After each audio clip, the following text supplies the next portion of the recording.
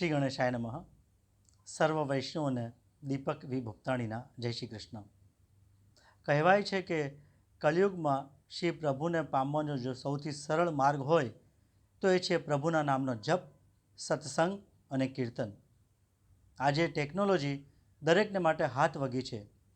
એ જ ટેકનોલોજીનો ઉપયોગ જો પ્રભુના નામ માટે થતો હોય તો એનાથી સરસ વિશેષ કાર્ય બીજું શું હોઈ શકે. શ્રી પ્રભુ કૃપાએ મને શ્રીમદ ભાગવત વાંચવાની ઈચ્છા થઈ તો મને થયું કે આનું વિડીયો રેકોર્ડિંગ કરી લઈએ તો સર્વ વૈષ્ણવોને આ શ્રીમદ ભાગવત સાંભળવાનો લાભ મળે.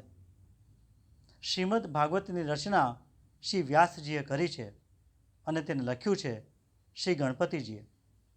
શ્રીમદ ભાગવતનો સૌ પ્રથમ પ્રચાર કર્યો હતો શ્રી વ્યાસપુત્ર શ્રી સુખદેવજીએ. આ શ્રીમદ ભાગવત જે તમારી સમક્ષ હું વાંચી રહ્યો છું તેનું શ્રી રામચંદ્ર ડોંગરે મહારાજની જુદી જુદી કથાઓનું સંકલન કર્યું છે શ્રી દુર્લભદાસ છગનલાલ ભગતે 1967માં. શ્રીમદ ભાગવત એ નારાયણ રૂપ છે. શ્રી કૃષ્ણ ભગવાન જ્યારે સ્વધામ પધાર્યા ત્યારે એમને શ્રી ઉદ્ધવજીને કહ્યું કે મારું જે તેજ સ્વરૂપ છે તે હું શ્રીમદ ભાગવતમાં પધરાવીને જાઉં છું. શ્રી કૃષ્ણ ભગવાને એ પણ કહ્યું કે જ્યાં શ્રીમદ ભાગવતનો પાઠ થતો હોય ત્યાં કળી એટલે કળિયુગનો ક્યારે પણ પ્રવેશ નહીં થાય. કથામાં રસ જળવાઈ રહે એટલે એક વખતમાં લગભગ 20 મિનિટનું વાંચન હું કરી રહ્યો છું. શ્રીમદ ભાગવત સાંભળવાનો અધિકારી કોણ કહેવાય? જેની પર પ્રભુની કૃપા થાય તે જ આ શ્રીમદ ભાગવત સાંભળી શકે. હું શ્રી કૃષ્ણ ભગવાનને પ્રાર્થના કરું છું જે કોઈ પણ આ શ્રીમદ ભાગવત સાંભળશે તેના હૃદયમાં પરમાત્મા બિરાજમાન થાય. શ્રી ગણેશાય નમઃ. શ્રી સરસ્વતી નમઃ. શ્રી ગુરુભ્યો નમઃ. શ્રી મહાપ્રભુને નમઃ. મારા ગુરુદેવ શ્રી વ્રજલાલ જીવનને નમઃ. ઓમ ભગવતે વાસુદેવાય. શ્રી કૃષ્ણ શરણમમ. ભાગવતનો ઉદ્દેશ અને તેનું મહાત્મ્ય. જે જગતની ઉત્પત્તિ, સ્થિતિ અને વિનાશનો હેતુ છે તથા જે ત્રણેય પ્રકારોના તાપોનો નાશ કરવાવાળા છે એવા સચ્ચિદાનંદ સ્વરૂપ ભગવાન શ્રી કૃષ્ણને અમે વંદન કરીએ છીએ. મનુષ્યના અવતાર પ્રભુને પ્રાપ્ત કરવા માટે છે. પરમાત્મા શ્રી કૃષ્ણના દર્શન કરવા માટે મનુષ્યનો જન્મ છે. માનવ ભગવાનના દર્શન કરી શકે છે. પશુને પોતાના સ્વરૂપનું પણ ભાન નથી તો તે પરમાત્માના દર્શન તો ક્યાંથી કરી શકે? પરમાત્માના દર્શન વિના જીવન સફળ થતું નથી. જે પરમાત્માના દર્શન કરે છે તેનું જીવન સફળ થાય છે. આ જીવ અનેક વર્ષોથી ભોગ ભોગવતો આવ્યો છે છતાં તેને શાંતિ મળી નથી. તે શાંતિ ત્યારે મળે કે જ્યારે જીવને પરમાત્માના દર્શન થાય. શ્રી કૃષ્ણના પરમાત્માના દર્શન વિના જીવને પૂર્ણ શાંતિ મળતી નથી. દર્શનના 3 પ્રકારો શાસ્ત્રમાં બતાવ્યા છે. સ્વપ્નમાં પ્રભુની ઝાંખી થાય તે સાધારણ દર્શન છે. મંદિર અને મૂર્તિમાં પરમાત્માના દર્શન થાય તે મધ્યમ દર્શન છે. ઈશ્વરનું અપરોક્ષ દર્શન એ ઉત્તમ દર્શન છે. પરમાત્માનો અપરોક્ષ સાક્ષાત્કાર જ્યારે થાય ત્યારે જીવન સફળ થાય છે. વેદાંતમાં સાક્ષાત્કારના 2 પ્રકારો બતાવ્યા છે: પરોક્ષ જ્ઞાન, અપરોક્ષ જ્ઞાન. ઈશ્વર કોઈક ઠેકાણે છે તેમ માને તે પરોક્ષ સાક્ષાત્કાર છે. ઈશ્વર વિના કાંઈ નથી, ઈશ્વર જ બધું છે, હું પણ ઈશ્વરથી અલગ નથી, એ ઈશ્વરનો અપરોક્ષ સાક્ષાત્કાર છે. જેને હું પોતે બ્રહ્મ છું એવું જ્ઞાન થાય તેને સાક્ષાત્કાર થયો એમ કહેવાય. જોનારો ઈશ્વરને જોતો ઈશ્વરમય બને ત્યારે ઈશ્વરનો અપરોક્ષ સાક્ષાત્કાર થાય છે. ઈશ્વરનો સર્વમાં અનુભવ કરતો કરતો જે એકરૂપ બને તે જ ઈશ્વરના પરિપૂર્ણ સ્વરૂપને જાણી શકે છે અને વેદાંતમાં તેને અપરોક્ષ સાક્ષાત્કાર કહે છે. ઈશ્વર જગતમાં કોઈ ઠેકાણે છે તે જ્ઞાન પણ અપૂર્ણ છે. ઈશ્વર સર્વવ્યાપક છે. તે એક મૂર્તિમાં કે મંદિરમાં રહી શકે નહીં. મંદિરમાં પ્રભુના દર્શન કર્યા પછી જ્ઞાની પુરુષોની જ્યાં દૃષ્ટિ જાય ત્યાં ભાગવત સ્વરૂપનો અનુભવ કરે છે. મંદિરમાં પરમાત્માના દર્શન કરી બહાર આવ્યા પછી દરેકમાં પરમાત્માના દર્શન કરો. મન જ્યાં જાય ત્યાં ઈશ્વરના દર્શન કરે એ જ ઈશ્વરનું અસાધારણ દર્શન. જે પરમાત્મા મારામાં છે તે સર્વમાં છે. એ પ્રમાણે સારું જગત જેને બ્રહ્મરૂપ દેખાય તે જ્ઞાની છે. સર્વમાં પરમાત્માનો અનુભવ કરતાં તેને પોતાના સ્વરૂપમાં પણ પરમાત્માનો અનુભવ થાય છે. પરમાત્માના અપરોક્ષ દર્શનથી બહુ લાભ થતો નથી, પણ જીવ જ્યારે પરમાત્માના અપરોક્ષ દર્શન કરે ત્યારે કૃતાર્થ થાય છે. જ્ઞાની પુરુષને પોતાના સ્વરૂપમાં પણ ભગવાન દેખાય છે. આ જ અદ્વૈત છે. શ્રી કૃષ્ણ લીલા એટલા માટે છે કે આ લીલાઓનું ચિંતન કરી ગોપીઓ પોતાના સ્વરૂપમાં પરમાત્માનો અનુભવ કરે. લાલી દેખન મેં ગઈ, મેં બી હો ગઈ લાલ. ગોપીઓને પોતાના સ્વરૂપનું વિસ્મરણ થયું અને બોલે છે, હું જ કૃષ્ણ છું. મારા કૃષ્ણનો સર્વમાં અનુભવ કરતા ગોપીઓ કૃષ્ણમય બની છે. જેને પોતાની અંદર પરમાત્માના દર્શન થાય તે જીવ ઈશ્વરમાં મળી જાય છે. પોતાની અંદર જેને પરમાત્મા દેખાય તે પછી ઈશ્વરથી જુદો રહી શકતો નથી. તે ઈશ્વરમાં મળી જાય છે. આ જ ભાગવતનું ફળ છે. પોતાની અંદર પરમાત્માના દર્શન કરવા એ ભાગવતનું ફળ છે. જ્યારે ઉદ્ધવે ગોપીઓને કહ્યું કે શ્રી કૃષ્ણ મથુરામાં આનંદથી બિરાજે છે, ત્યારે ગોપીઓ ઉદ્ધવને ઠપકો આપ્યો છે, ઉદ્ધવ, સર્વવ્યાપક શ્રી કૃષ્ણનું તું કેવળ મથુરામાં રાખે છે. વ્યાપકનો કોઈ ઠેકાણે અભાવ થઈ શકતો નથી. તમે પણ જ્યાં જાઓ ત્યાં પરમાત્માનો અનુભવ કરે. જેને પોતાની અંદર પરમાત્મા દેખાય તે ઈશ્વરને એક ક્ષણ પણ છોડી શકે નહીં. ઘડામાંના ઘડાકાશમાંથી જેમ પોલાણ બહાર નીકળી શકતું નથી, તેમ તેવા જ્ઞાનીને પરમાત્મા પણ છોડી શકતા નથી. સૂરદાસને બહાર પણ પરમાત્મા દેખાય છે, અંદર પણ પરમાત્મા દેખાય છે. સૂરદાસ અંદર પણ પરમાત્માનો અનુભવ કરે છે. પરમાત્માનો સાક્ષાત અનુભવ થાય એ જ ભાગવતનું ફળ છે. પરમાત્માના દર્શન માટે બીજા ઘણા શાસ્ત્રો છે, પણ ભાગવતનું દર્શન અલૌકિક છે. પરમાત્માના 3 સ્વરૂપો શાસ્ત્રોમાં કહ્યા છે, સત, ચિત્ત અને આનંદ. સંત પ્રગટ રૂપે સર્વત્ર છે. ચિત્ત, જ્ઞાન અને આનંદ અપ્રગટ છે. જડ વસ્તુમાં સત છે પણ આનંદ નથી. જીવમાં સત, ચિત્ત પ્રગટ છે, પરંતુ આનંદ અપ્રગટ રૂપે છે, અવ્યક્ત રૂપે છે. આમ આનંદ પોતામાં જ છે, છતાં મનુષ્ય આનંદ બહાર શોધે છે. મનુષ્ય સ્ત્રીના શરીરમાં, ધનમાં આનંદ શોધે છે. આનંદ એ તમારું સ્વરૂપ છે. આનંદ અંદર જ છે. એ આનંદને જીવનમાં કેવી રીતે પ્રગટ કરવો એ ભાગવત શાસ્ત્ર બતાવશે. દૂધમાં માખણ રહેલું છે છતાં દેખાતું નથી, પણ તેનું દહીં બનાવી છાશ કરી મંથન કરવાથી માખણ દેખાય છે.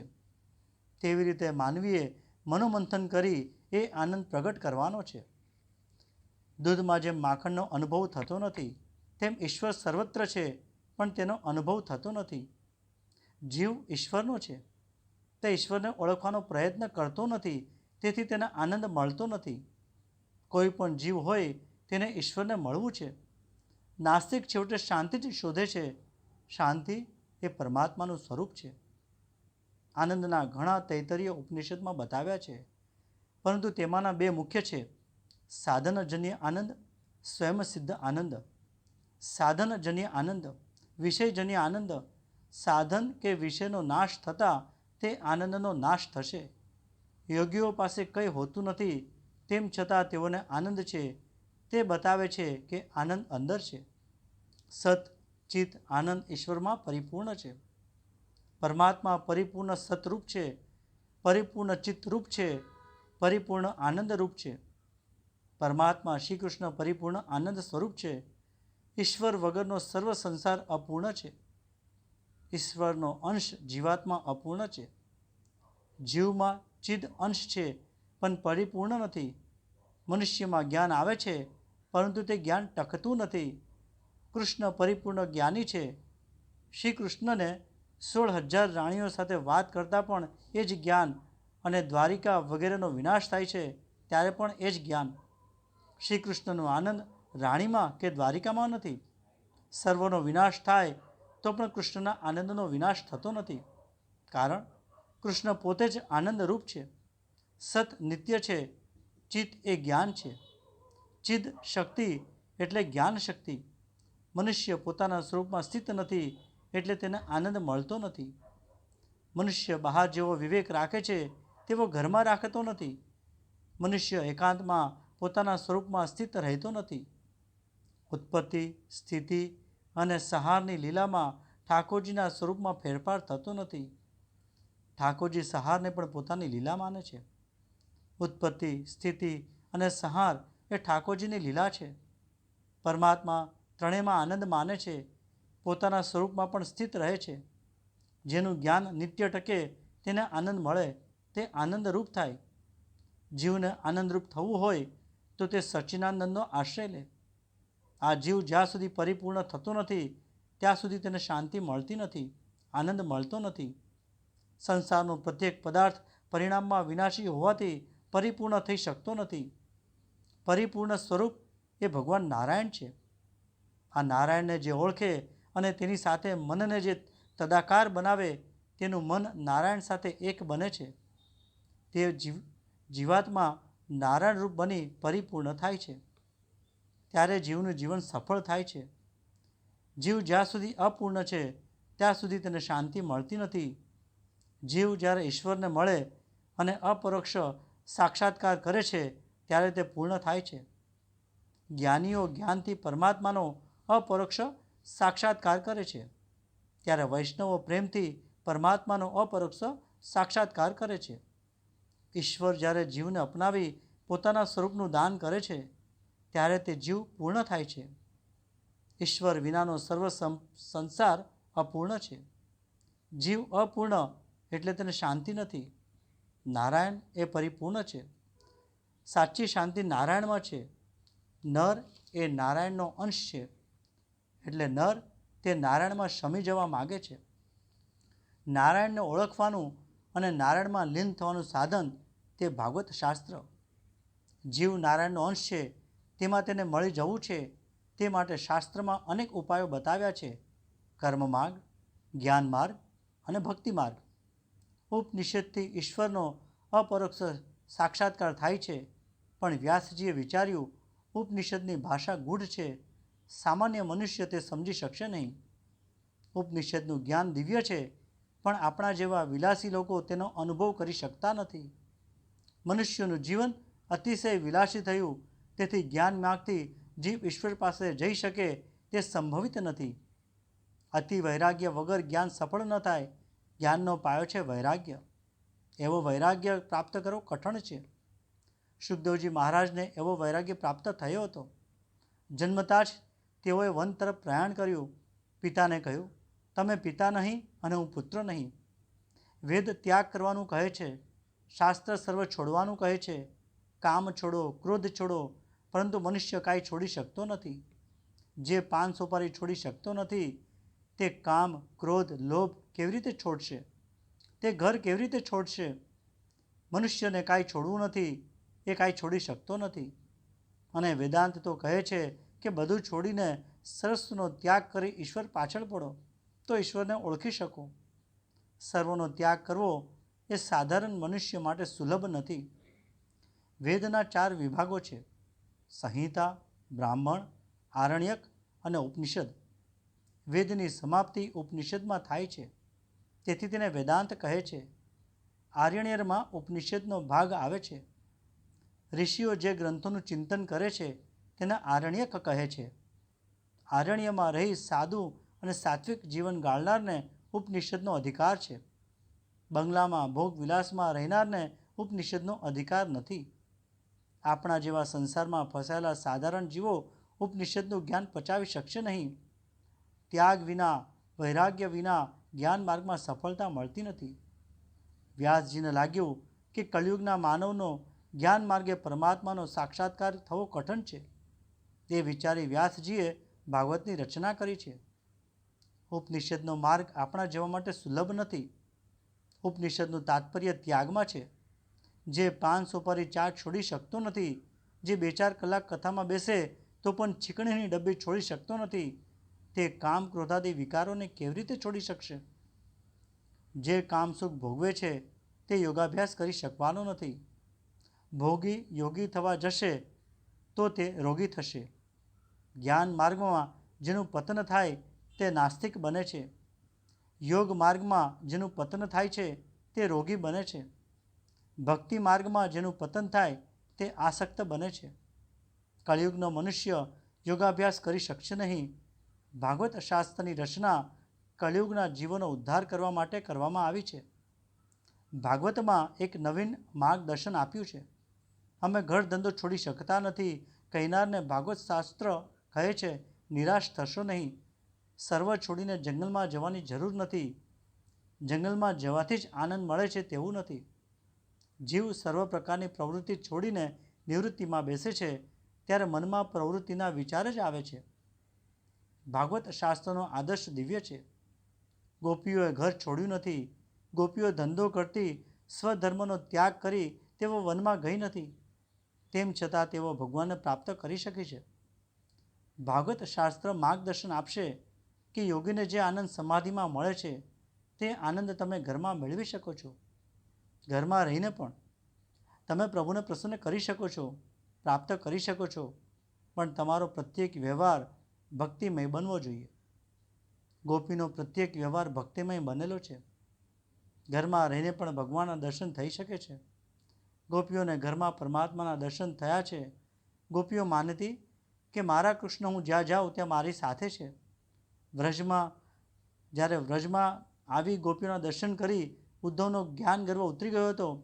ગોપીઓના સત્સંગમાં આવ્યા પછી ઉદ્ધવજી કહેવા લાગ્યા, નંદ બાબાના વ્રજમાં રહેનારી આ ગોપીઓના ચરણની ધૂળને હું વારંવાર પ્રણામ કરું છું, તેને શિર ઉપર ચઢાવું છું.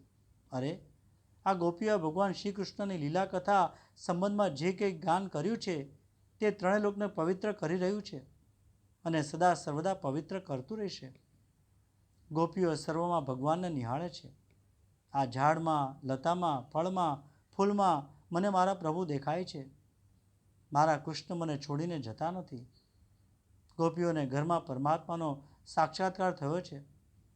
ભાગવતમાં બતાવ્યું છે કે ઘરમાં રહેજો, તમારો વ્યવહાર કરજો તો પણ પરમાત્માની પ્રાપ્તિ થઈ શકશે. ઘરમાં રહેવું એ પાપ નથી, પણ ઘરને મનમાં રાખવું એ પાપ છે. બધાને સાધુ થવાની જરૂર નથી. અરે, બધા સંન્યાસ લેશો તો સાધુઓનું સ્વાગત કોણ કરશે? તેમને માન કોણ આપશે?